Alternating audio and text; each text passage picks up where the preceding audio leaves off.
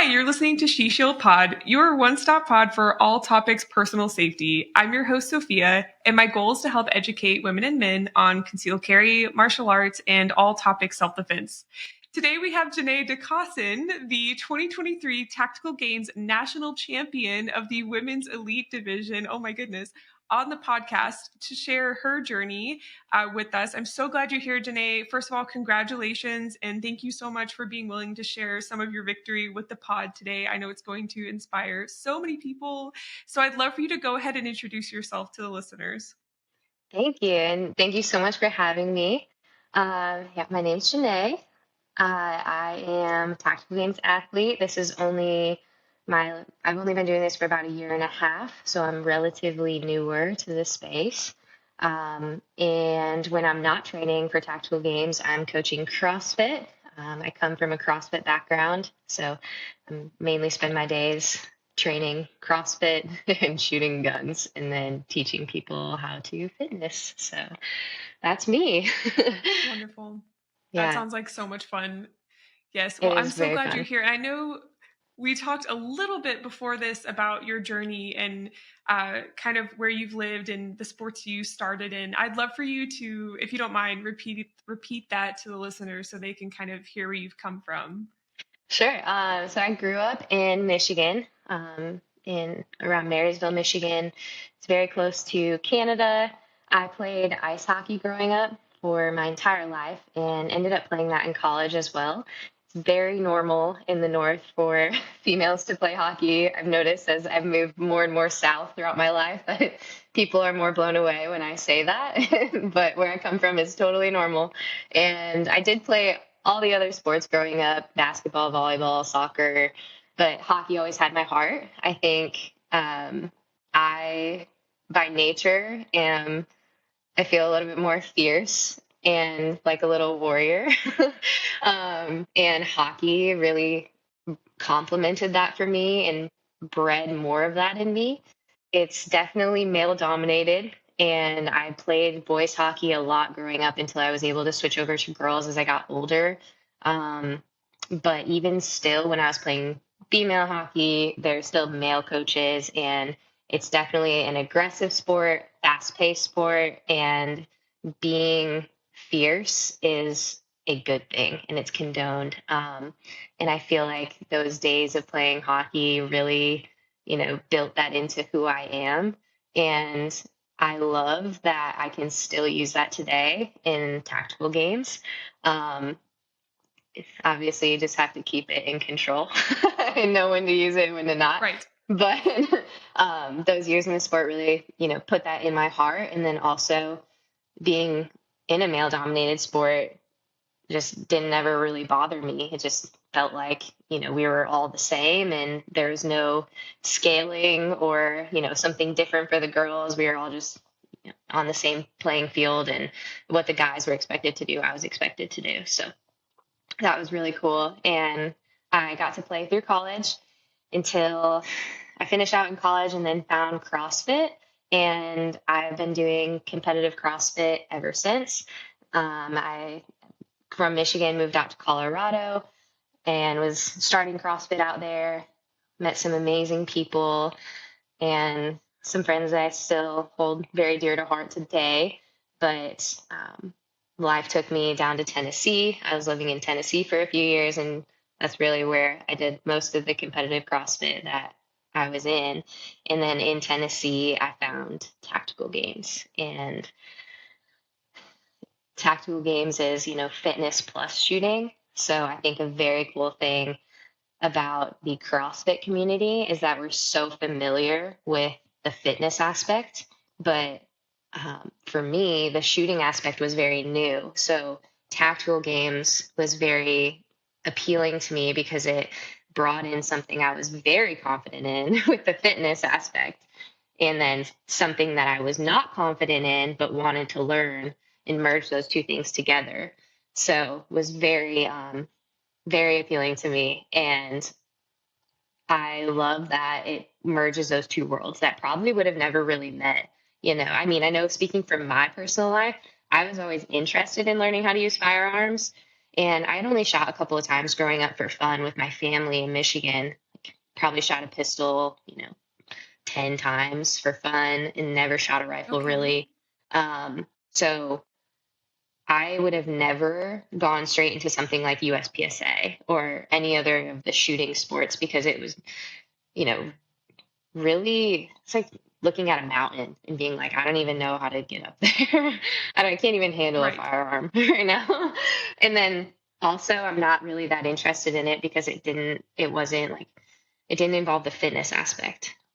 You know what I mean? So now, Right. though, I've gotten exposure to two gun style stages through tactical games and USPSA style stuff.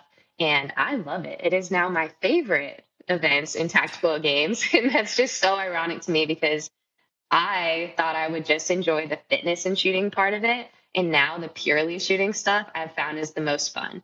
And I'm looking forward to going to more USPSA matches and like pure shooting style stuff that again I never would have been a part of or known how to get into if it wasn't for the tactical game. So I love that it really bridges those two worlds. So um, after Incredible. being in Tennessee for a few years, I've moved down to Texas, and I've been in Texas for the past couple of months, 3 or 4 months, I think. I did that leading into training for nationals, and now I'm here. So now I'm in like the shooting mecca in a way. I was in a very fitness mecca Yes. prior, and now I'm in a shooting mecca, and I'm very, very much enjoying learning so much about shooting down here. And there's so many opportunities to shoot with other great shooters. There's ranges everywhere, matches everywhere. It's definitely just a whole different world. So thankful for that. Incredible. Oh my Yeah. gosh, yes. And that sounds like so much fun. It's just music to my ears. And I love that perspective of the tactical games bridging, you know, the sportive side and then the shooting side. That's awesome. I've always seen it as like people already do both and then they just combine it. But from your perspective, you kind of came in wanting to focus on the competition athletic side, and then you took on guns, kind of Yeah. following that. Correct? Yes. Yeah. And I do think that Awesome. I see why you think that most people do both, but I think that's actually Hmm. incredibly rare. And I think that most Hmm. people only fitness and shoot together at the competitions and maybe a few Yeah. times leading in because it's hard to fitness and shoot. Interesting. There's not many ranges that accommodate that, and it's Yeah. expensive like to have enough ammo and then to have your own equipment to bring out to a range. Like it takes a lot of buy-in to do that. And Yeah. I think when I look around at tactical games events, most people either come from military LEO, where they do a lot of shooting and maybe they do some fitness as they're training for their jobs, right? But so they're a little bit more middle ground where they kind of do both. But then there's also pure Okay. shooters and pure fitnessers that are trying to learn to fitness or learn to shoot and me in the middle. So it's Right. definitely a wide array. And I think you would be surprised at how little people actually fitness and shoot throughout the year. That's kind of the fun of these events is you get to do it together because you don't have a lot of access Right. and resources to train like that all the time. At least most people don't. I know in Tennessee, finding a range that would accommodate me bringing fitness stuff out, even drawing from the holster and like doing reloads or moving and shooting was incredibly hard. Right. So out here, it's easier. But I think most people don't Yeah. have the resources to set that kind of thing up on the regular for themselves. And it's an awesome opportunity Yeah. to go and get to do it when we have competitions. That makes a lot of sense. Yeah, I'm lucky enough to instruct at a local range where they let me go in the morning so I can do things like draw from the holster, but I've not really considered like what I would do if I didn't have that connection. And Yeah. that makes total sense. If you don't have your own range in your backyard like we talked about before this episode, or Yeah. someone knows someone that has that, Hmm. yeah, it would be very difficult. Makes a lot of sense. Yeah. Are there a lot of people that come from the gun side and then want to get more into fitness and discover CrossFit because of the tactical games? Yes. And first thing that comes Nice. to mind is the humble pie they put on the rest of us in shooting events. So like, Really? yeah, like people that are super experienced shooters can just come in and clean house on two gun stages or like fast Interesting. aggregates. Like they shine in those moments. I'm thinking of a That's specific interesting. guy, uh, John Hatcher. I wasn't at this competition, but Jacob Hebner is a national champion this year. And Okay. they were doing a regional event earlier this year. And John Hatcher is no one is near as fit as Hebner. Like he's a CrossFit Games athlete. I mean, people are near as fit. I shouldn't Wow. say that, but Hebner is exceptionally fit, right? So like Okay. incredible athlete. And then John Hatcher is like fit, but like normal person fit, incredible shooter. Gotcha. Absolutely smashed Hebner in this long range stage. And Amazing. the way our points work is like the top score gets 100%, and then the other scores are relative to that. So then, he could like Right. 30% Hebner, which would be a difference of like 70 points that he gains, which is huge in a weekend. Right. So I'm just using that as an example of like John, you know, Yeah. competing in something that he's exceptional at, like spent a lot of years training, right? Can go Right. and put a hurt in on people that are coming into the sport from the other direction, from fitness into Yeah. shooting. And it's so cool that the sport offers opportunities for each side to shine. Because there's going to be pure shooting Yeah. events, there's going to be pure fitness events, and then there's going to be majority that is fitness and shooting. So Okay. if you're working towards being well-rounded, you still have a moment to shine when you're in your wheelhouse, but the majority of your work is like a mix of both. You know what I mean? So Yes. you can definitely put some hurting on people being an awesome shooter. And uh, I just hope that like people see tactical games, even though they might not be the most fit, as an opportunity to just go see where they're at and enjoy the competition, even though you might not be physically where you want to be yet, or for us physical people coming in, not the best shooter compared to where we want to be yet. It's still an opportunity for you to go learn and grow in competition and see, okay, this is working and I've gotten better here. Here I'm still falling short. I need to work harder here. The only way to know Right. how to keep moving forward in the most efficient way is to go and test those things every once in a while. So I think it offers a little bit of Right. everything for people coming in from either direction. Yeah, that's wonderful. I appreciate you sharing that perspective because it's something I thought about, but not in this depth. So I appreciate Hmm. that. And that kind of brings me to one of the things I was going to ask next, which is what is the breakdown of the tactical games from like, if you don't mind just doing a little bit of Hmm. a little bit of a deep dive, that's contradictory, but kind of like explaining the different divisions and gear and like how the regional versus national competitions work. I don't know if that's something you feel comfortable explaining. Yeah, I'll give you my best because I'm Okay. newer to the sport, but Right. I got the lay of the land, I think. Okay, perfect. So how it works is throughout the year, just general structure, there are a certain number, like I think it's like 8 to 10 regional events. What that means is it's a competition. They're all across the United States. And it's like if you're competing in elite, it's like a qualifier for a national championship.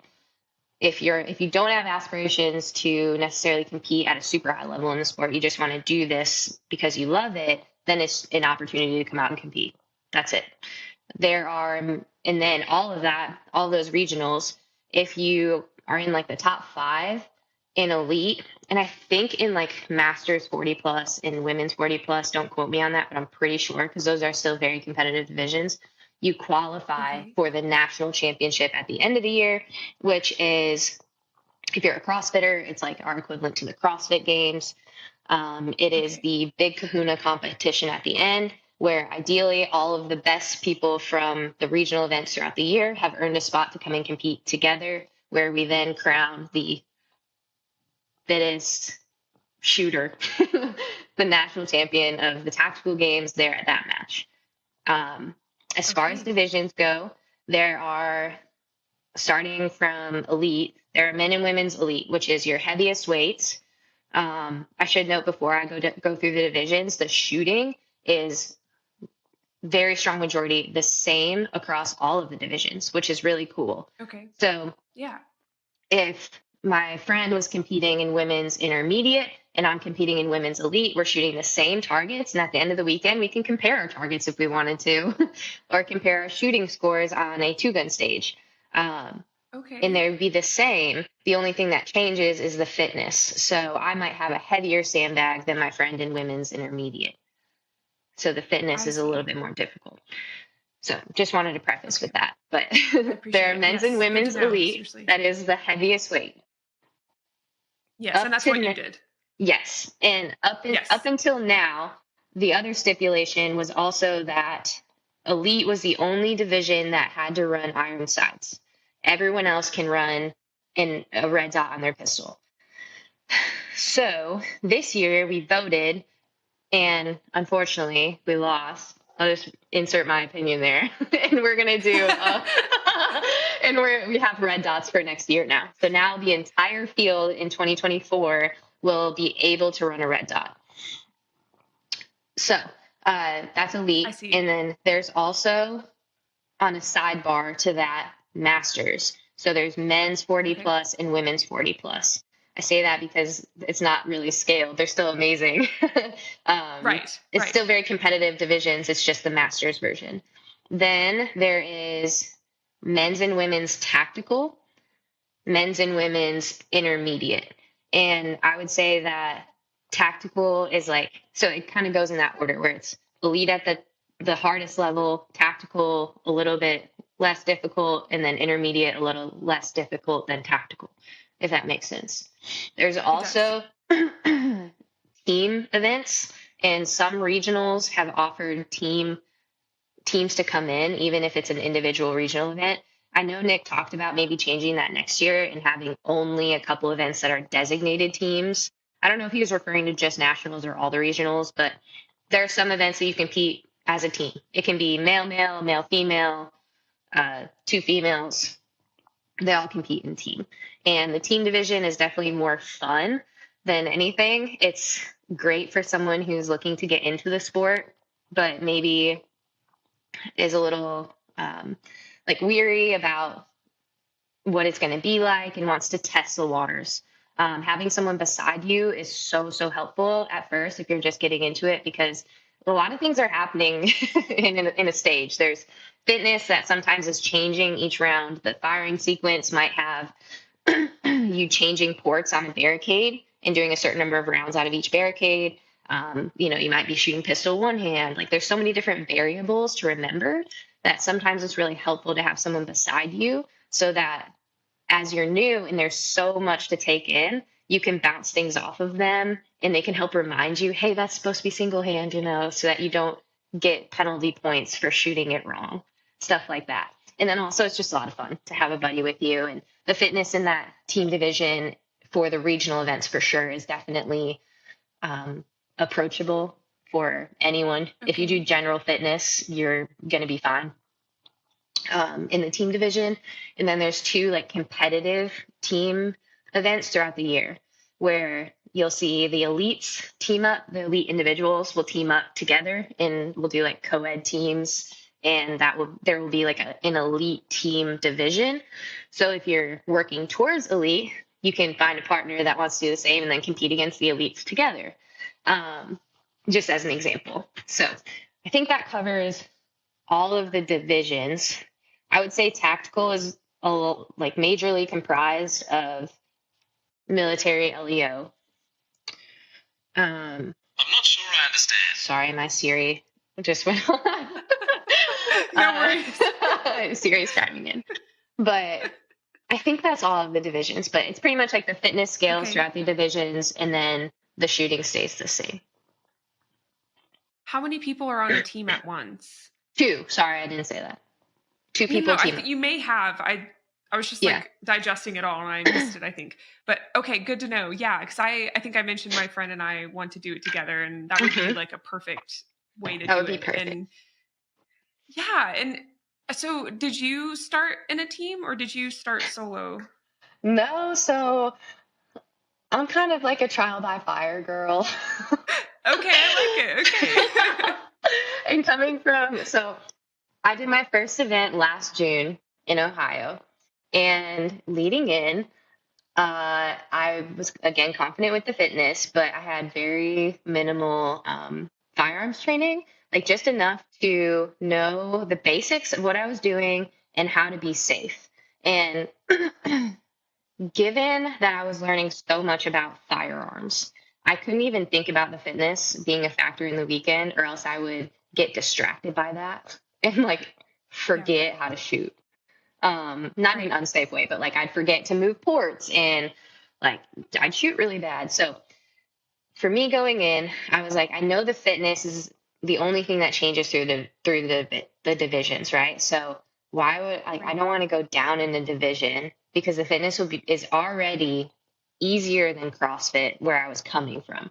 So I wanted the fitness challenge, but I knew that I was going to go up against the best girls in the sport because they had signed up for Ohio as well.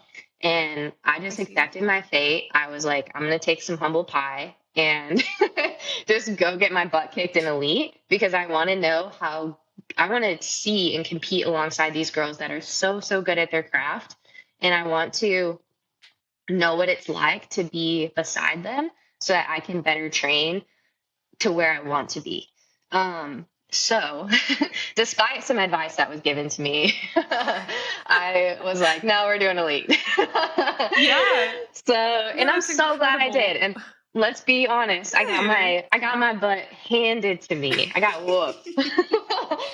But something I was so blown away by is that the girls that were the top in the sport and my direct competitors were so, so kind. They were incredibly willing to help me understand what I was doing, give me tips and tricks if there's anything that they could help me with. They're just so eager to help new people come in. And I think that that's widespread across the community. That's not just in women's elite. And that's something very unique about our sport. And I think speaks to the heart of like why we're all doing this because it's so much more than just a competition. Like we want to see, I say we now because I'm officially a part of it. Like I've been in it more than a year, so Yes, I'm on I this would team say now. so. Yes. um, but like we want to see more people come in, show up, and learn how to use weapons safely, efficiently. We want more people in our sport that are like-minded, or that want to be and just don't know how. So people are so, so eager to help, and I love that about our sport. And so go looking at that weekend, like I got my butt handed to me, but I learned so much and watching them do their thing was incredible. Uh, they're so strong, they're fit, they could shoot really well. And I was like, holy crap, this is something else. So I just went straight in and that's my style. I think it takes humility and knowing that you're going to probably get last, but it also, I think, no matter what division you choose, go in knowing that like you got to be humble and just try to learn the game. Because for me, I didn't even really understand what the game was until I went and tried it.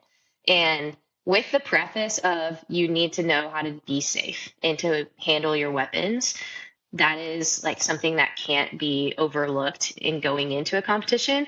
But if you don't know how to do that, there are people there that will reach out to someone in the sport and they will teach you how to do that or give you resources of where they learned. I'll do that even. But like, as long as you can be safe, then go and just try and find out what works. Like the only way to know what works for you and to understand the game is to go and test it out and try. So for me, that was a big eye-opening experience. And after I got done with the weekend, I was exhausted mentally because I was trying to learn so much. I bet. And Yeah. B, I was like, okay, now I understand the direction that I need to go to get better at some of these things. And that was perspective I could only gain by being on the line next to those other girls. Absolutely. That was beautifully said as well. And yeah, I can attest to that. You lit up when I told you I was thinking about competing. So, and that was Yes. like encouraging to just like see your reaction to that as the winner of the women's elite. You cracked me up. I think I can speak to that because I'm officially part of them. That's so funny. I love that so much. Oh my goodness. And I hope that's encouraging to anyone listening who is like wondering Hmm. if they are worthy of such an experience. And I love that you're recommending like, hey, going team based might be good, but also this is my personality type. This is what I did, and it Yeah. worked for me, obviously. So I love that you're showing both sides of that. I think for me, the team thing would be best because I Yeah. like knowing that I do well when I have accountability, and knowing that my training would affect my training partner will be the reason I show up. Yeah. Um, 100%. I I'm planning to actually, I haven't said this on the podcast yet, but I'm planning to compete in bodybuilding early 2024. So Ooh, once yes, I'm currently in I prep. love I'm it. very stressed, but it's okay. Stressed in like the best way ever. Like Yeah. my coach increased my cardio this morning, and like I'm finally at that place where I'm realizing my lower calories are like affecting my training. Oh, So it's yeah. grind time for sure. So Stay once I get strong. past this goal, I'm gonna thank you. Hmm. I'm gonna kind of readjust to heading towards tactical games, and I just miss CrossFit. And Yeah. we got to Jenay and I got to chat about this a little bit before the episode, but I have had the honor of having a family CrossFit family before, and it is such an incredible Hmm. experience. And for those of you that have never tried that out or had it, just I dare you to go try it out. And CrossFit pushes you like no other sport. Like even my bodybuilding, like pushing myself is one thing, but having someone like having a family there to like you have 10 people yelling like let's go like on a weight you never thought you could push. Like there's nothing like that. I'm rambling at this point, but I love it. Keep going. I'm excited to hear. Oh, thank you. Woohoo. Yeah. I'm so happy to hear your perspective on that. It's wonderful. And I am curious, what was your training like from week to week? Did you have a schedule? Was it kind of just like, okay, I'm weak in this area. I need to work on this. What did you do? Yeah. Okay, so that definitely changed throughout the year. The year being Okay. defined as after nationals last year, leading into Okay. this year, because nationals last year was a very big turning point for me where I was like, oh my gosh, Mm. I'm ready to give everything to this. So after Yeah. that, I started training. Not that I wasn't training with purpose before and training hard, but like I I really devoted everything that I had to training for tactical games after nationals last year. So Yeah. early on, throughout all of it, I was training CrossFit and then working in some TTG specific movements. Um, just depends on the how far I am out from competition. So 1 to 5 times a week. It just depends.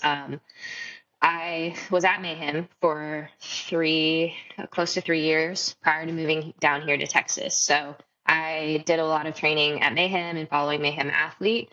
Um, and that just worked for me to be well rounded. And I found that CrossFit transferred really well to tactical games. All that I needed to do was add in some more sandbag work.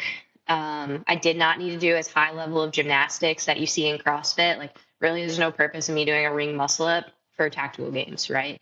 It's just not Okay. applicable. However, rope climbs are great. We still do that in I was tactical about to ask games. about that. Yeah. Yeah. um, Okay.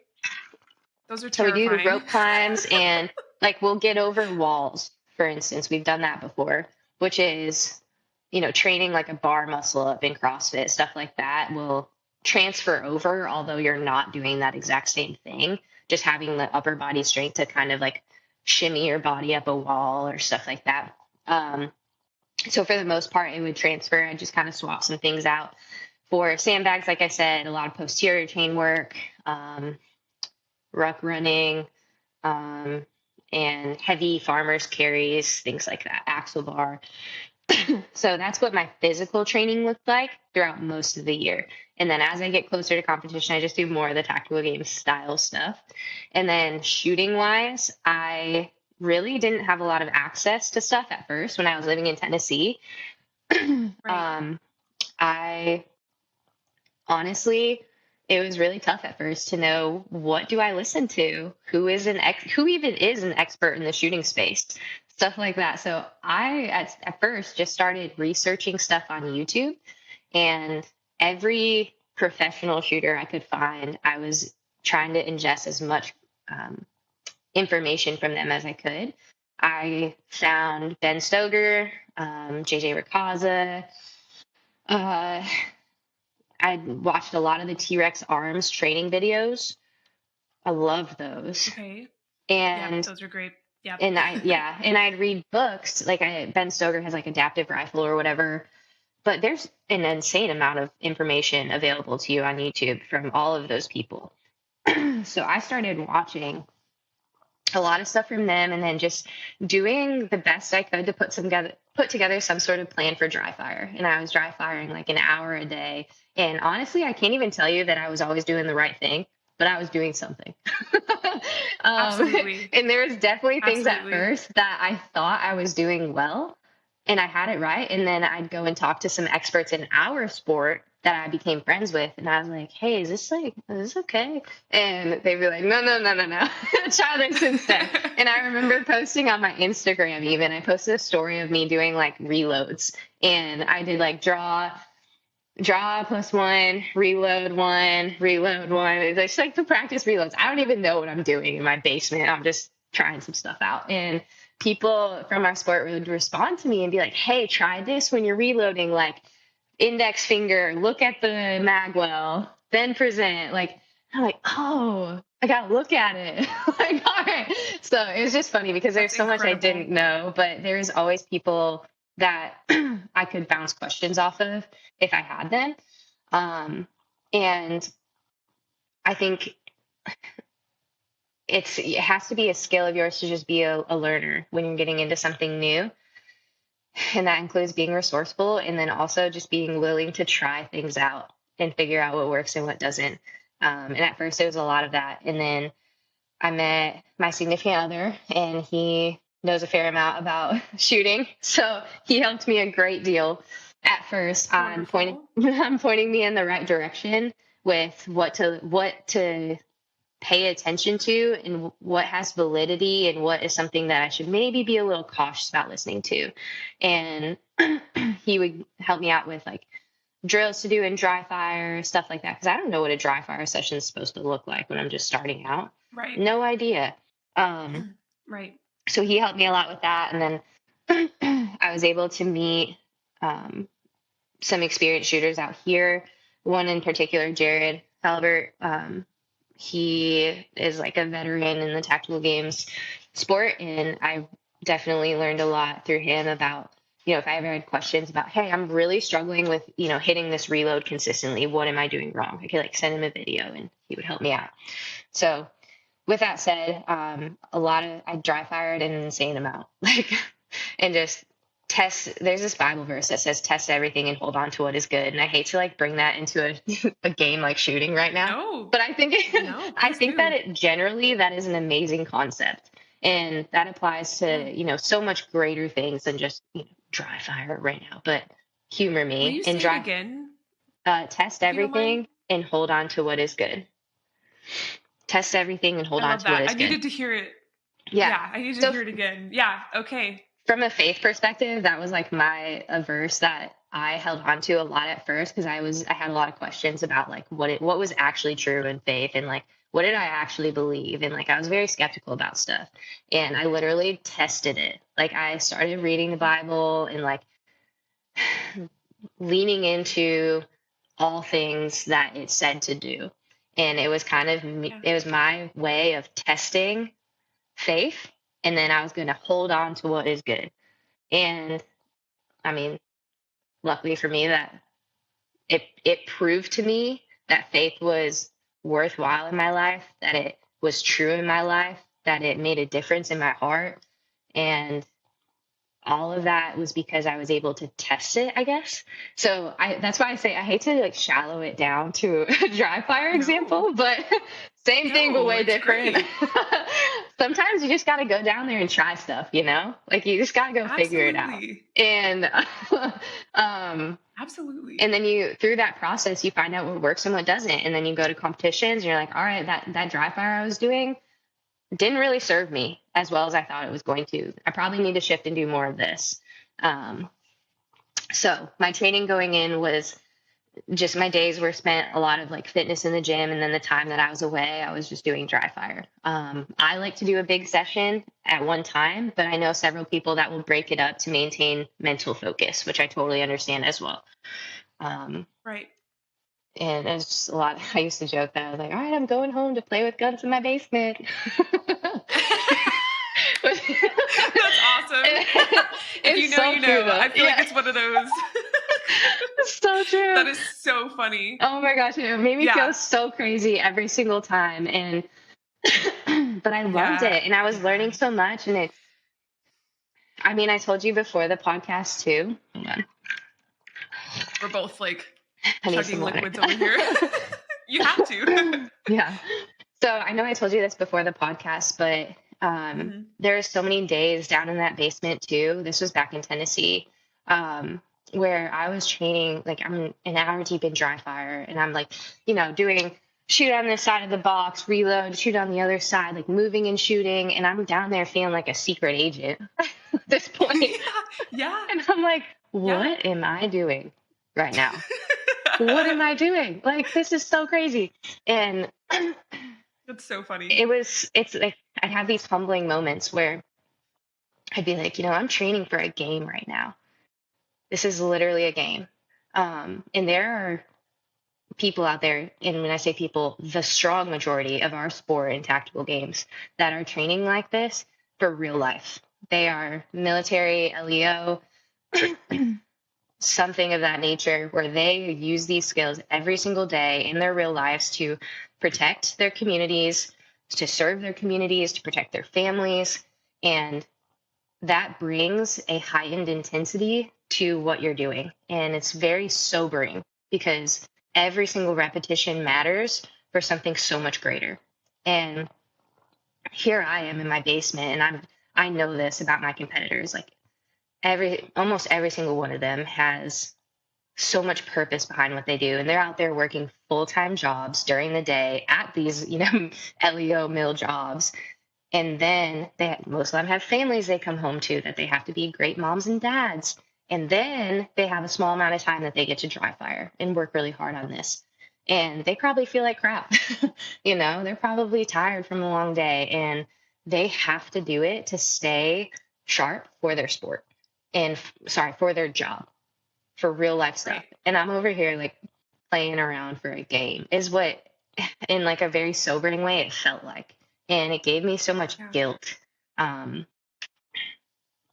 because guilt to the point that like I've had conversations with Jake that like bring me to tears about this, because I feel like God brought me into this sport back at nationals last year. Like I don't want to sound bad when I say this, but like I've never felt God more in my life than I did when I was training for nationals and at nationals. And not like I say that because I don't want to sound shallow. Like it wasn't. I just felt like he was with me at all. I just felt like he was really with me and like using me and teaching me things in such a powerful way that I was like, this is where I was meant to be. And here I am, like training for this game, which is such a unique opportunity. Like I have minimal responsibilities in my life right now. I'm coaching full time with CrossFit, but that is nothing near, being a full-time SWAT team member and working for a local, police department, stuff like that. So I have all this opportunity to train, and I'm like spending all these hours, like building all these tactical skills. And I'm like, man, for what? Like, is this always going to be just for a game? And I pray so hard that like one day it's worth something so much greater than me. I don't know what that means or looks like, but why would I be drawn to to gain all of these skills? How to handle weapons well, how to shoot really well. if it was just for a game. You know what I mean? And maybe, I don't know. I don't know what that looks like, but I want to have faith that like it'll be used for something greater than just this game later on. And I have a lot of respect for my competitors that use this sport to make them excellent at their job because that's really freaking cool. And tactical games is hard. Like shooting under that kind of stress is really difficult. And Oh, can't it imagine. is, Yeah. I can't speak from a perspective of I do that job because obviously I don't, but every single person that I've talked to that is military LEO talks highly of how well is has become a like training tool for them to be great at their jobs. And extends so much bigger than just this game. And I just think that's the coolest thing. Um, and I hope that, my story has something greater than me one day too. But I think the majority of the people that get into it, this sport is a building block or like a catalyst to make them better at life, which matters far more than a game, you know? Absolutely. We talked a little bit before. I need water too. Dang it. I don't know what it is, but we talked about before this how we're both pre-med. So Yeah. we both were pre-med, excuse me. I don't know if I said were. I'm so used to saying I am pre-med that it comes out sometimes. Oh, yeah. But you know that one reaction can have several catalysts. So Yes. what I see is that the games itself is encouraging to these individuals. But have you ever considered that you're also a catalyst for these individuals to train harder and to try to be more than they are? And like even people like me who are new to the games but are wanting to train for self-defense purposes because truly and honestly, and I know you didn't ask my opinion on this, but because we talked about this a little bit before Please. the episode, but that just came to me. Like I'm sure someone from the tactical games has looked at your work and thought, okay, I need to be better next year. And like, here are Jenay's scores and here's what she did to train. Like, I'm sure you are doing that and you just can't see it. And either because it's just not made available to you or that person isn't wanting to share that or it just hasn't happened yet. But man, like it's so easy to say from the outside. I know that doesn't change, necessarily how you feel right now. But also, I talk about Craig Douglas's ECQC course and like any weapons-based entanglement I've done where like your cardiovascular health is more important than like marksmanship at that point because you're just trying to like say someone's grabbing for your gun inside the waistband. I trained with LEOs that they bring their level 3 retention holsters and people are Craig Douglas or whoever the instructor is will tell their opponent to grab for the holster. A lot of it is just beating the other person in endurance. Like, can I like make sure my weapon doesn't come out of my holster? And like that happens to everyday citizens all the time. That's why like retention from inside the waistband is also important for us. And so you're also encouraging people to consider their level of athleticism and the defense of self is one of my favorite ways that's ever been put. Ryan Hoover of Fit to Fight came on and talked about that, how it's not just self-defense, it's defense of self, protecting from cardiovascular disease and prevention, disease prevention in general. So you're also encouraging people like you who are on the civilian side of the law to better themselves athletically as a protector of themselves and their family. Like I really hope you see that. And if not, maybe one day it'll hit you, maybe tonight when you're falling asleep something, but you really are serving a great purpose in that sense. And thank you.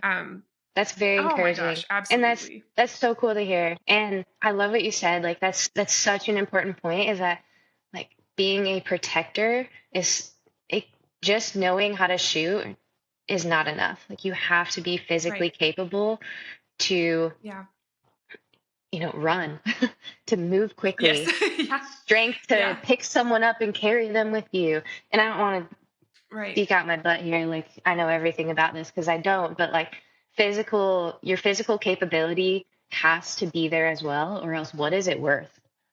you know? So I love what you said. And I just wanted to note on, like, I totally am with you on that. And then wrapping back to the first thing about like my story being an encouragement, I really hope that people see it an encouragement in this way.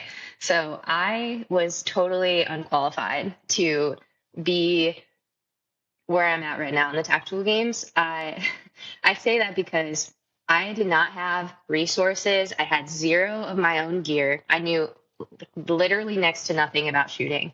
Um, I didn't have the money to afford ammo and to afford any of my own stuff at first. I had to work really hard just to buy my own first Glock that I bought used. I bought a Glock 34 and like upgraded the trigger on it and got different front sights that were a little bit skinnier, the Dawson precision ones, so I could like see smaller targets. And it was the most humble thing that I could compete with viably against the other elites, right? I didn't know my own rifle. So I did my first tactical games because a very good friend of mine at Mayhem saw me working out in the gym in CrossFit. And it was obvious that like I was never going to be a games athlete, right? So he knows that I love to work hard, sees me in there working hard, but he knows that I feel like I'm not where I feel like there's something else, like I'm not getting anywhere here. So he did tactical games prior to me and was like, hey, I think you'd love this. And very generously, him and his other friend taught me how to shoot enough that I can go and compete and lent me all the gear I needed to go and compete. So I competed with 100% someone else's stuff and just knew enough to be safe, again, like I said. And that was about it. And after that, I was so on fire for it. I was like, I need to fight for this. So that's when I worked really hard. And like, I had some awesome members at my gym that helped me get set up with my first Glock and like my belt set up, but I still didn't have my own rifle. So I could start dry firing, which is great because I have my own pistol, but I didn't have a rifle yet. And then Jake, who's now my significant other, uh, very sly of him. I think this was a tactic. He asked me if I was going to nationals, and I was like, no, I can't go. I don't have a rifle. Like I don't get to play. I don't have my own stuff yet. And he was like, all right, well, you can borrow my rifle, and you need to go compete. Like you need to be there, and just had faith in me that I could do it, which is super cool. So I only had the rifle for a couple days before I went out to nationals. And I remember at nationals, like learning how to C-clamp on the side of a barricade. Like I didn't know hardly anything, but I was so overjoyed just to be there and to have the opportunity to try this out. What a cool weekend. You get to fitness and shoot all weekend. Like it's just awesome. So, again, like I was just very blessed that people were generous to me and led me into the sport and gave me a chance and like saw something in me for whatever reason that I would thrive here, that this is where I was supposed to be. So I competed with Jake's rifle at nationals and then I did pretty good and I got fourth. I was not too far out of the podium. So, and I had a lot of errors in the weekend, but Jake allowed me to use his rifle until I could win my own. So in tactical games, when you're doing elite, each regional event, if you win a weapon. So sometimes you win a staccato, other times you win a Sons of Liberty Gunworks rifle. Or we did an event out at the Cobalt Kinetics range in Utah, and I won a Cobalt Kinetics rifle. So Jake was like, you can use my rifle until you win your own, because he knew that like that's the only way I'm going to be able to get my own rifle. Like I don't have money like that to just start dumping it into buying different weapons, and like the optic on that is so expensive. So I started off very humble and small with what was minimally viable to get me started, and worked hard to earn better things. Like thank God I did, because there's zero chance I would be able to afford a rifle like that if I didn't win it. So I was able to win a rifle. I had another friend, Carla, who is an OG female in the tactical games that lent me a staccato. And in our sport, a staccato is a pretty big separator. Like I won with my Glock in Utah. It's like totally possible to win with a Glock, but having a 2011 is pretty advantageous. So she lent me that and allowed me to train with that all year. And my good friend Jared lent me a rifle to compete with as I was getting my Cobalt set up because it had some little bit of issues that needed to be taken care of on it. So through the generosity of other people, I was able to get a setup that would be sufficient enough for me to do the work and then go and compete for real. And I count those blessings every single day. And I'm so, so grateful for that because it makes zero sense that I would be led into a sport where money is such a factor. Like everything costs so much. Like ammo costs a lot. I ended up grabbing an ammo sponsorship, which helped me That's incredible. So much because I never would have been able to shoot like that without an ammo sponsorship. So I just every single time like these little things would work out in ways that I didn't expect. I was led to them in moments of like, there's no way I can make this happen. Like, I don't have the resources to do this. Like, what am I trying to do here? Are we sure that this is the right sport? And like, God just works in cool ways. And I'm very excited to be getting into a position now where I'm gaining enough stuff that like I can start lending stuff out. It was so cool for nationals this year. I lent out my Glock to some friends of ours from the gym to use. And I was like, oh my God, this is so cool. Like, it blessed me to be able to do that because people have done it for me. And that's the essence of the tactical games for sure. But I hope that encourages people that you don't have to have the most expensive stuff to start. You don't have to have everything figured out before you start. You have to know how to be safe. That's it.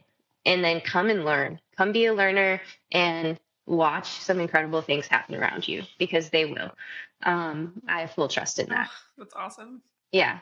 Yes. So I hope that serves as an encouragement to people that like you don't have to know everything. You don't have to be wealthy enough to buy all the fancy things. Like the great deal of my training was dry fire.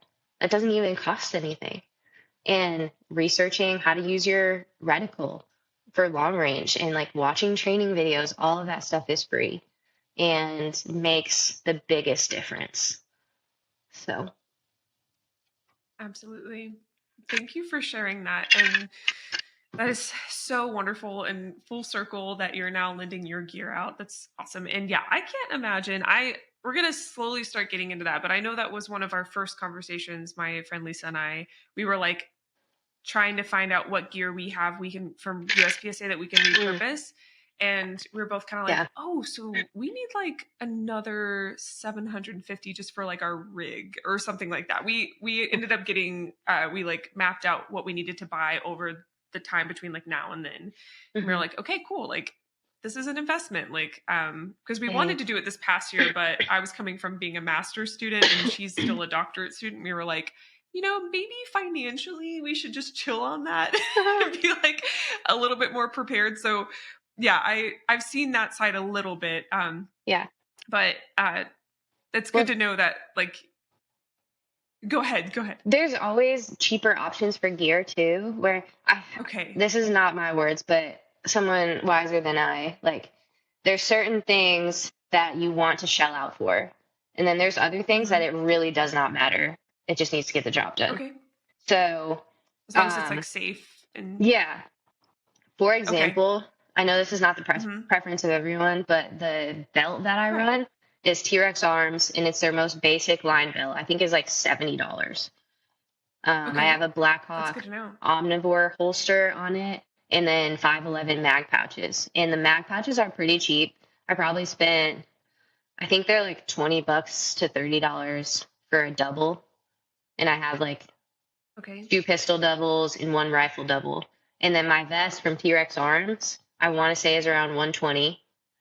They have like these, it's called an AC1, and it has like rifle pouches that can attach to the front that it's like a placard thing. So that's all my mag pouches right there that I need. Okay. And it even has like pistol ones in the sides if you needed extra storage. And then, so that's like pretty cheap comparatively. And then Okay. the plates that go inside, I use sand plates because we're training for a sport in this, not like to, Right. stop bullets. So it's a lot easier to do the fitness stuff with sand filled plates, if you've ever heard of those. And you I've can, actually not. okay, so it's like, it looks Yeah. like a plate, but it's got these like seamed lines down them. And then in between the seamed lines, the fabric is filled with sand. So they kind of like flex. Oh, okay. And the weight is established via the sand. But the sand doesn't move because it's packed into those like lines that are sewn. Really cool. I bought mine for more expensive than I should have. But there's a cheaper version that makes them. I can't remember the name. We'll have to catch up later about that. But I think they're like sure. $35 or something for the cheaper version that functions the same as the bougie version that I bought. So I'm just saying there's like workarounds to compete with minimalistic gear, especially as you're trying to figure out what works and what doesn't for you. Because you don't want to shell out and buy a bunch of expensive stuff and be like, man, that really didn't work. So, and then the T-Rex Arms sling that I run is, I think that's pretty cheap too, less than 100 for sure. I forget. I'd have to look it up, but it's affordable. And that's everything that I own. That's awesome. That's all you need right there. The belt, the vest, and then your weapons. So that's the costly part is the weapons. But and you mentioned first of all, thank you for explaining all of this. I was gear was kind of like something I really wanted to talk about, but I also was like, no, I don't want to waste their time with this. So I'm glad you went into into it. Really appreciate it. And I have two directions I kind of want to go in from here. First of all, do you like the did you find the videos helpful that are on the Tactical Games website that kind of like show you what gear you need? Yes, for sure. I definitely watched them. I would say coming into the sport, not knowing anything about anything, I was pretty confused by a lot of it. But I just bought what they said for the most part. And if anything was expensive, I kind of double checked with Jake or some friends of mine. But just keeping it simple up front was key. And the videos are great on the Tactical Games website. They also have access to different training tools like Tactical Games University, which is a weekend where you go and show up and work with experts in the tactical game space to get specific tactical games training. So you'll shoot, you guys will talk about, stages, talk about what we might see in a tactical games. They'll talk about zeroing usually, just anything and everything you might need to know. And then they'll do some like sample stages in those weekends, I think too. And then now there's a thing called Tactical Games Skirmish, which is a 1-day competition. I shouldn't even say it like that. It's a 1-day like trial competition. So you'll do 4 stages. But the cool part is usually on game day, real competitions, the ROs that help run it don't really have time to, like sit with you and like talk about the stage and talk about strategy and like how you might do this or that. On the skirmishes, there's an RO and several people around that can help talk you through every single part of the stage that you're about to do and strategize. And there's other competitors that are there to train as well. So you guys can get the benefit of training via a competition stage, but without the pressure of like doing it at max intensity. Like, you know what I mean by that? So it's a lot more, like a lot more of a learning experience. And then, absolutely. I think those are the main resources out right now from Tactical Games that were definitely helpful that I didn't find until later in the sport. I wish I would have done them sooner. Really? Yeah. And I didn't do them until like mid this year. So I was already, a couple competitions under my belt and I was like, dang, these were helpful. I wish I would have done that sooner. I mean, right. No, that's totally fair. it looks But like it worked out for you, but that's good to know. Like yeah, when I started USPSA, not that I'm anyone in USPSA, but I was lucky to have had an instructor to walk me through all of it. yeah, And it felt so much better. And I didn't like get any training scars from just kind of like taking bits and pieces from random people and kind of piecing it all together. I was able to have someone consistent to kind of show me the way. So I can see how that would translate over to the tactical games, because it sounds like it's so diverse that having someone to hold your hand a little bit yes, would be so helpful. That makes a lot of sense to me. extremely helpful. Yeah. 100%. And because there's so Yeah. many things to think about, so many different things to consider. Um, that when you get an expert in front of you, they can take those years of trial and error that they've already done with tactical game specific stuff and just condense down some stuff for you and make it real simple. Right. So this is the big confusing thing becomes real Right. basic. And that definitely helped me. Absolutely. Those are the resources from tactical And games that helped me the most. I've been following a little bit on the website as you've been talking. And for those listening, I will link the website and what everything she's talking about, the Tactical Games University, the gear videos in the show notes, which are the notes below the title. So you can kind of follow along if you'd like. Um, I'm not seeing anything about a price, and it may just be because I'm like, my attention is diverted right now, but Mm-hmm. are these are like classes that you purchase and then you attend, or are these like events that are put on that anyone Yes. can go So to? I can't speak to the university one because I haven't been to one in a while, but the skirmishes are around $75 to come and do a day. Okay. And what that includes is 4 stages through the day. Usually one of those is like a 2-gun style stage, more similar to the USPSA, I guess, style thing. And then the other 3 stages are usually more of like the fitness and shooting classic tactical games stages. Okay. That's wonderful. Good to know. Okay. Yeah. Pretty good And deal. yeah, absolutely. It sounds like it. I'm like trying to take this all in. I know I can just go back and listen to this later, obviously, and I will, but no, this is really great to know. And you mentioned USPSA. Do you also, and I apologize if you're repeating yourself now, but That's okay. did you also shoot USPSA to prepare for this? Yeah, good question. I had shot maybe like 2 local 2-gun matches when I was in Okay. Tennessee, but the community of shooters was a lot smaller there. Or maybe I just wasn't looking hard enough. I don't know. I couldn't find it. Like, not Okay. in the same way. Like, the matches Gotcha. were harder to come by. And then I only did a couple of 2-gun ones. I have never done a USPSA. It is an aspiration of mine this year. Um, Okay. How exciting. yeah, I'm very excited to get in Yeah. on it.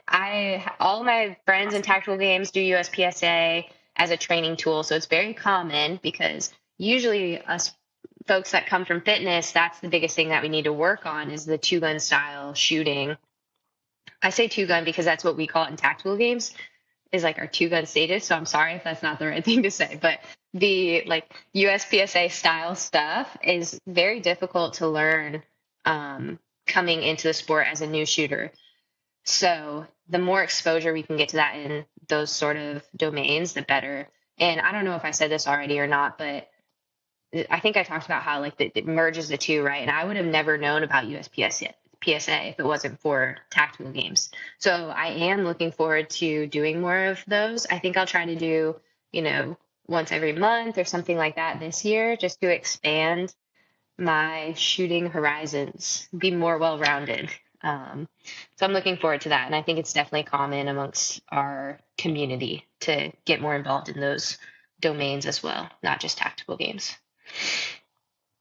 Absolutely. No, Yeah. that's super exciting. I think you're going to be set, obviously, but I mean, I think it'll be great to like be able to focus on one thing at a time, and also because you appreciate a sense of community wherever you Yeah. train, and you've got that with CrossFit, like kind of developing that with your USPSA people, and like it's so great. I finally have a squad, and I there are 3 places I like to compete locally. I have not done that consistently. I'm slowly getting to where I like consistently go every month, and I work that into my schedule now that I'm Hmm. not traveling as much. But I finally have like a squad now at one of them, and they were like, "Come out to lunch with us," and I was like, "Okay, like I I love guess." And it it. just feels right. Like it feels so good to be part of something Yes. bigger than just kind of like showing up to a competition, not really knowing anyone's name. So Right. that's going to be so fun for you, I think. Yeah, and I love that. I'd love to know. We talked about it being so multifaceted in the sense of like firearms and training, but like the mental prep side of Hmm. things, is that something you would like to speak to as far as how did you prepare for the mental um, kind of Yeah, like strength you needed to compete? absolutely. I think that rolls deep. So starting from way back, I think playing sports growing up gives you so much opportunity to refine that competitive mindset. It forces you into pressureful situations and high adversity situations in a like no risk environment, right? Like if I lose this game, it actually means nothing, but it feels like it means a lot. So that force, like Right. pressure, is so refining growing up. And I think instilled a lot of good like foundation in me. However, I think it was unrefined until I was an adult. So I say that in the terms of like I was incredibly competitive. I felt very calm within adversity or high pressure situations, but I don't think I was mature enough to be in control in the same way and have more of a bigger picture perspective as I am now. And that's something that I worked on for a lot of time, especially at Mayhem. I did something called Mayhem Mindset with Jim Hensel, and the purpose of that is like establish your identity. Um, you establish your core values as well, connect that to a routine that you use in your life. So it's basically helping you define who you are, what you believe in, and then how you're going to use that in your life so that it's very applicable. And doing that process and working with him for, a long time to follow while I was there really helped refine me, not only in life, but as a competitor too. And I found myself, I actually texted him after nationals and was like, I use Mayhem Mindset all weekend. um, That's awesome. but those, I heard Jacob say yesterday on a podcast, we were on Jacob Hebner. He was like, I love training so much more than I love competing because the pressure of competing, it can be so high and like it's stressful. It's so stressful. So, Yeah, I can um, imagine. yeah. So going into those weekends, it's like all of that mentality work is honestly a big difference maker because everyone's going to have a bad event. It's going to happen, but how can you recover from that? And are you going to let that ruin the rest of your weekend? And I think champions can stay in control and can bounce back from unfortunate things that are bound to happen, and that doesn't mean that it's easy, but it's something that we must do if we want to succeed in anything, you know? And I found myself using a lot of those tools over nationals for sure. For instance, there was one day I had a really good day Friday, which was the first day of competition, and I was like, "Oh, this is too good to be true." So it's gonna happen. And Saturday morning, I had two rough events back to back, and I was Ugh. so upset. I was like, and I knew I had built a lead, so I didn't need to be as upset as I was, and I knew I needed to let it go, but it's like the time that elapsed for me to let it go and move on was more than I would have liked to. There's I could have let it overtake me and had really two bad events to follow after that, but the ability to, you know, calm down in my mind, capture control of my emotions and be like, okay, this is how I feel. This is something Jim taught me. How do you feel? And then what do you think? And how I feel is emotions based. I feel upset. I just bombed that stage. I'm better than that. I'm pissed about it. I don't want them to gain points on me. This is all the Right. emotion side. And he's like, okay, have that Yeah. because you're going to feel first. And then we're going to put that to the side. And now we're going to talk about what we think. And what we think is based on our values. It's based on what we know to be true, and is our powerful foundation that we can use to move forward in strength. And in that situation for me, I know what to be true is I'm a great athlete. I can do this.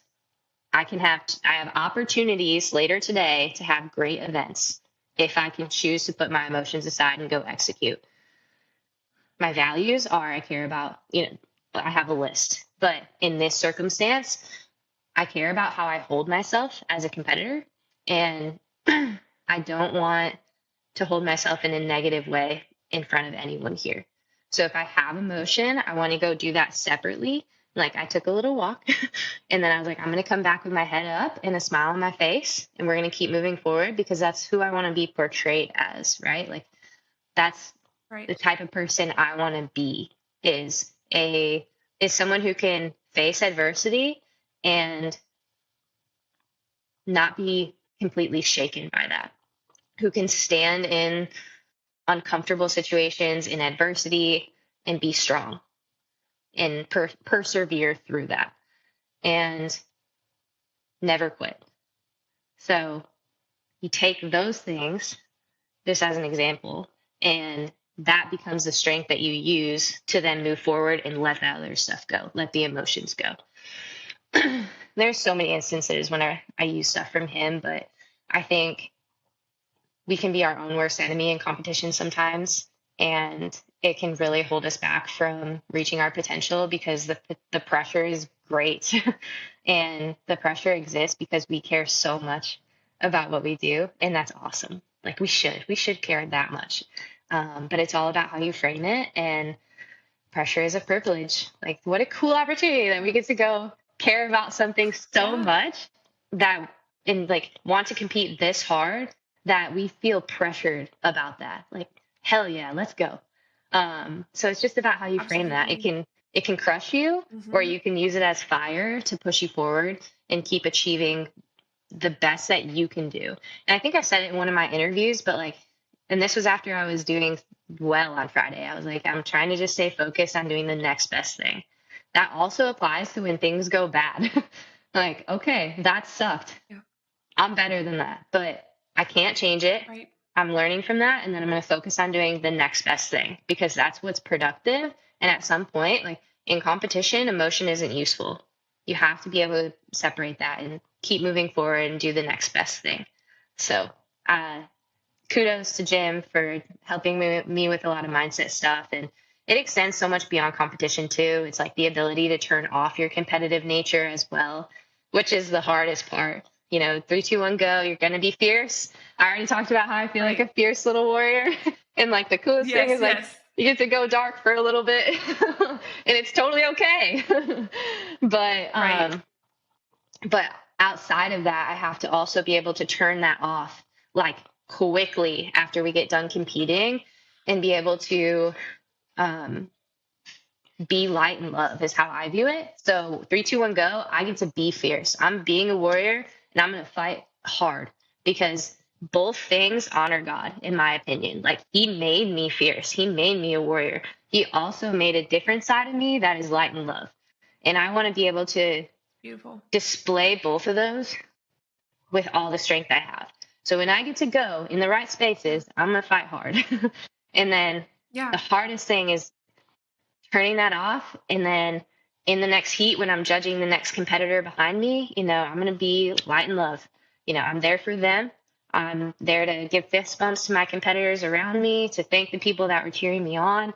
And that is so hard. And I'm not perfect in that yet, but it's something I'm always striving to be better at because it's so easy to just stay a little too consumed in that, the compete mindset, and yes. I mean, that applies to daily life as well. He always talks about, he has a lot of military LEO that he works with, and like, coming home from work and you have just experienced a day that was so draining and probably had a lot of darkness in it. And the ability to leave that at the door and then walk into your family who needs you to be a great husband or mom and be light and love for your family, like that ability to shut that off and leave it at the door and then be new when you walk in is so hard. So hard, but something that I think is worth striving for and something that I know I'm striving for in my own life. Oh, I love that. And I was just talking to my husband the other day about how like women are expected to be these like nourishing and almost like we're prided on our nourishing and gentle nature, and Hmm. how that's so different from almost like the gumption and like ferocity you need when you're competing in something like this. And how I'm sure that's something that is like hard to balance when you're making that a career and you're making that your full-time gig, but you're also trying to be like the nourisher in the household. Right. And i I love that you just went into that. That's not even something I dreamed of bringing up here, Oh but my gosh, that's such a good yeah. thing that And you said too, though, because especially in male dominated sports, and like I have a lot of masculine interests. I do a lot of fitness. I I love to relate. shoot guns. I played ice hockey my whole life. I genuinely Yes, enjoy yes. talking to the guys. Like we talk about guns a lot Yeah, and like things that yeah. interest me. And that doesn't mean I don't love my girlfriends because I do. But I Of have so course. much masculine like stuff in me, I guess. Like Influence. yeah, Yeah. inside of me that Okay.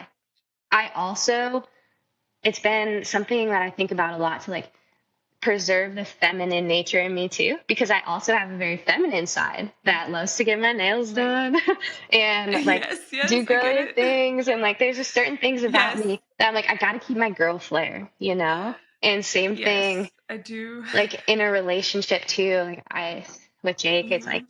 I want to be very feminine in that. And I think that you can totally still preserve that femininity while in masculine dominated sports or endeavors.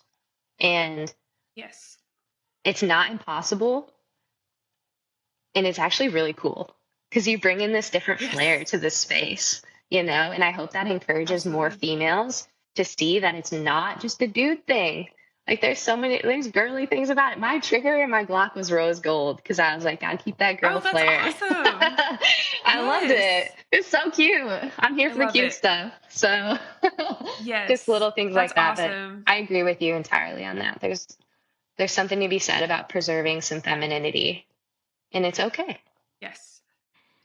I used to be anti like pink guns and anti color. And don't get me wrong, like my whole closet is just filled with black sweaters and shirts, and blue even freaks me out, even though that's my favorite color. But I recently started adding like blue flares into into my gear to like Hmm. make it my color. And like, because don't get me wrong, I do black all day just to look tactical and Yeah. professional. And like, I kind of thought that's the way it needs to be. But at some point, you're introducing your unique nature and character into a sport that has been like a certain way for so long, and that Yeah. isn't like really meant to stay, unanimous, or there's a better word for that. But Hmm. yeah, I love that you're encouraging others to do that. That's And so funny. I hate that I went through that phase, but yeah. You're reminding me with Go your ahead. gear, Sorry. like flaring it up. The first Yeah. tactical games I went to, I show up in like biker shorts that were black, but I had a tie dye crew neck, oversized crew neck that was, pastel tie dye. I had on Okay. like Birks and white socks, and I had a Starbucks latte, and I had my hair in my top knot bun. And I love it. I roll up to the morning brief and I look around and literally everyone is like super serious. They're in all black. They got combat boots on. They got tattoos. I'm like, damn, I am so out of place. That is I had so posted, funny. but it was so authentic to me. I was like, this is what I'm rocking. I love it right now. Good It for is not, you. it is Seriously. definitely a thing of mine to like wear the most colors at the range. Like I'll have on like pink tie dye underneath all my gear. Like gotta keep some girl in it, you know? But it's so funny. I remember Yeah. posting on my story, I was like, I need more black and tattoos to stand in this crowd. Hmm. But hey, That's hilarious. every place needs a little bit of flair, needs some life, needs some color. So Absolutely. Yeah, it makes it, I think, more comfortable for other people to feel like they can come in and add their character to it. And Yeah, absolutely. And almost demystifies the sport and the event. That makes total sense. Yeah, I even got like, this is probably silly, but my big step away from black was getting something in multicam black the other day. Like that was a huge step for me. Like just I not love getting it. black. And yeah, so yeah, it's whatever I think degree that you know the individual is comfortable with. But for those that do want that flair, like you're setting an example that that's okay and it makes It's it more okay in this enjoyable for space. you. And We need your color. absolutely. Yes, absolutely. Yeah, I've worried as a female in this space before, like if I'm too feminine or I share, and I know I kind of just said something like this, but if I share Mhm. too much of that feminine side that I won't be taken seriously, Mm, that's something that I've worried about. And then I yeah, kind of got to a place where I was like, honestly, like as long as I'm modest, you know, like to the right. level of my comfort, anyone else can do their own. I'm all for like you do you 100%. Yeah. Like if you're a gun bunny and you know you're a gun bunny and you like A gun you're bunny? like I've never heard happy with that. it, then That's so you've funny. never heard of gun bunnies? No. No Oh my way. gosh, that's a thing. What? That's so That's so funny. surprising.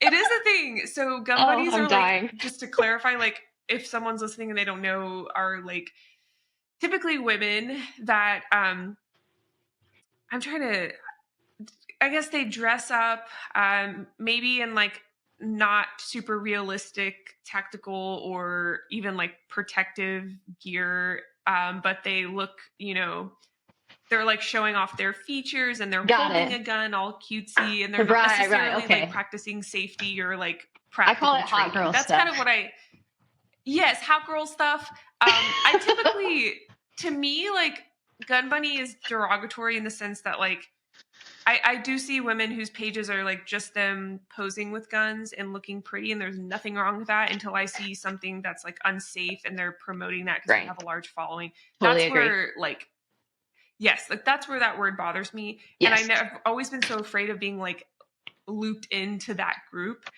just because I show some like feminine flair. But I've since realized that like Totally understand that. um I've since realized like I cannot focus on the people who don't understand my mission and like um my like purpose here, and I need to focus more on making it more inclusive for you know women to relate to. And also just making so weapons-based entanglement is like my favorite thing ever. If I could be an instructor and a master at anything, it would be like CQB, extreme close quarter concept training. So And badass. Oh my gosh. it's so fun. It's awesome. Oh, And I won't get too far into it, but like I started martial arts when I was 13 in a traditional Korean style martial arts, got my black belt after 7 hard years of work. The Korean grandmaster actually came down, or the grandmaster actually came down from Korea to test me for my black belt. It was a big deal.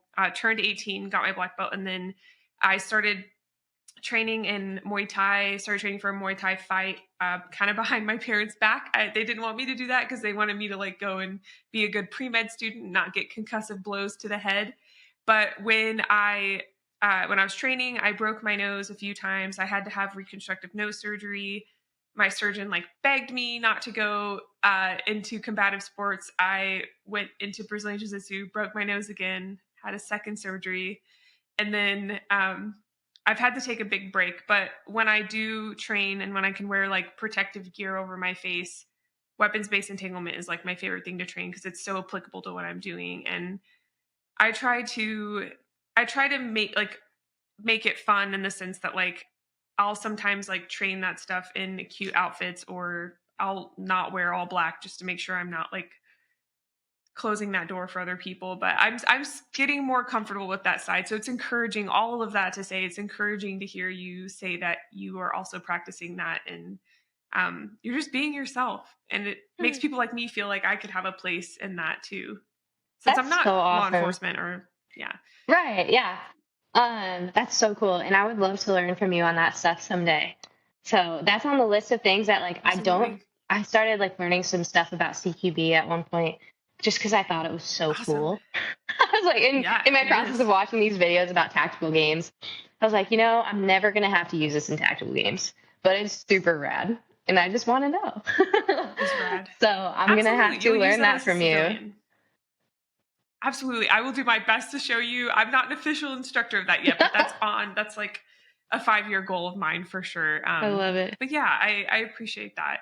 And so I guess the last thing I want to make sure I ask you before we go, if you still Hmm. have time, Yeah. is like as far as your self-defense journey goes, is there anything that any steps you're taking? I know you talked about appreciating the kind of protector mentality and training. Is there anything you want to add in the future in addition to tactical games prep, USPSA, to like help you be a better prepared citizen? Absolutely. Currently I don't have like an everyday carry license. What do they even Okay. call that? Concealed carry license?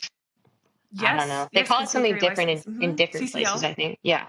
Yes, So, you're exactly right. It varies. okay. So I currently don't have that, but now that I Okay. feel safe around weapons and proficient with that, it's through tactical games, like gaining proficiency in all the repetitions I've done because of that sport.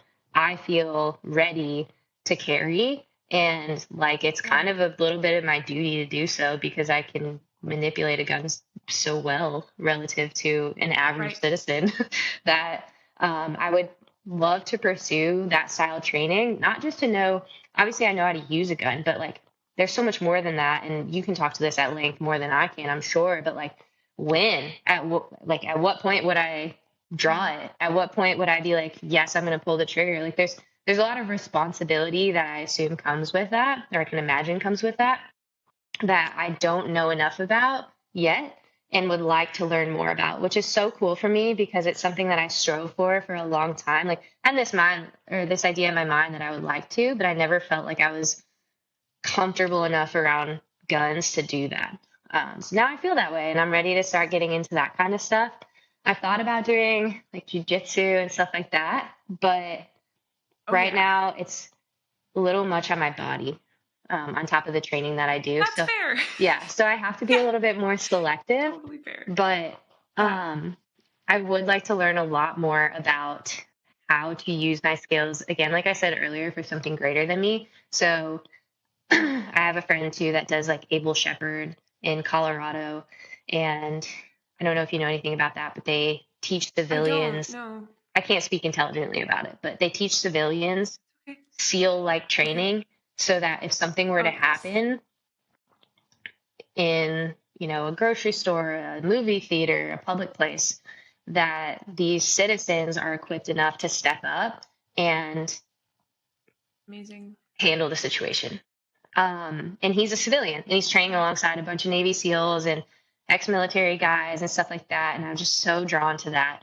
I feel like my warrior heart is made to do something of that nature, but I don't know what it is yet. So it's kind of a question of that I'm trying to uncover for myself right now as well, is like, what can I do with these skills down the road to make them worth something more than just this game? And I'm excited to keep learning stuff in that realm, but I don't know much about it yet, so I can't speak to what that might be.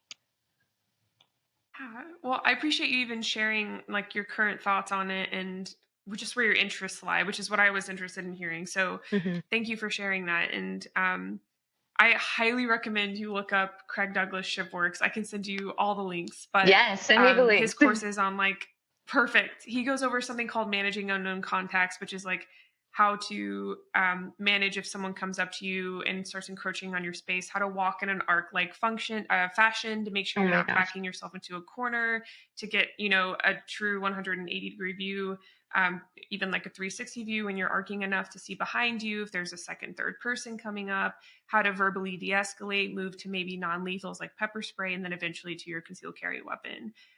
So Oh my something gosh, like this is that like is great for awesome. civilian use. It's incredible. It completely changed my life. I had just dropped out of med school, and then like a month or two later went to that, and I was like, oh my god, this is what I want to do with my life. Like more people need to know about this. And I was like one of 3 civilian people in that class. It was a lot of Leo, and I remember thinking like, am I supposed to be here? And I was like, oh my god, yes, I am supposed to be here. Like this Yes. class is like very much so for the civilian. So there are a lot of people that are teaching under him and teaching similar threat management types of classes, and then that along with just like legal education on like when is it like legally in a court of law, what will this look like for me if I pull my gun out right now. Yeah. Of course, like there's a lot of gray area there, but I had a guest speaker come on, Chet Palumbo, for civilian self-defense to talk about, he's a criminal defense attorney, and like his episode even would be a good place to start. Like, Okay. He's the lawyer grappler on YouTube, and just things like that, like slowly dosing yourself with education like that. It doesn't have to be like a big 2-week course, on something. And I think you would enjoy it, and you would be a great asset to them as well, to like share your experiences. And So cool. it's like right up your alley. I would love that. Thank you. Definitely send the links to me. Oh, absolutely. I definitely want to learn more about that. So. Wonderful. Right. And yeah, Craig's hilarious too. He's a great instructor. This has been incredible. I feel so encouraged to go and train and to learn more about it. And for anyone wanting to find you, are you biggest on like, where do you like to post the most? Like, I'd say Instagram. That's about all I post on. Yeah. So definitely. Perfect. That's where I found you. Okay. Yeah. Instagram's probably about it. I will link you. Awesome. I'll link your page in the show notes. Thank you so much for coming on today. Is there anything you'd like to send the listeners off with? I would love to thank you for having me on. It's been so fun talking to you. I feel like we could actually talk for hours, so we'll have to chat sometime again soon. I'd love to learn more about your expertise and learn from you, and I can help you out with some tactical game stuff if you want. But thank you for the opportunity. It's been a pleasure. Thank you so much for coming on. I'm so glad I found that interview with you, and thank you for getting back to me. I honestly was like, you know what? If she didn't get back to me, that would make total sense. She just like won this big thing. I'm sure everyone's trying to get you on their podcast. So thank you so much. For anyone listening, if you would like exclusive content, you can go to the Patreon linked in the show notes. Visit the She Shield Instagram and TikTok at She Shield Pod. All resources mentioned, including Jenay's links, will be in the show notes. And if you like the podcast, you can help by liking, subscribing, and leaving a review. If you or anyone is a firearms owner experiencing a crisis, look into holdmyguns.org. They're an organization that will connect you with the local gun shop or FFL to help you in a time of need. Thank you for listening. Stay safe and stay vigilant.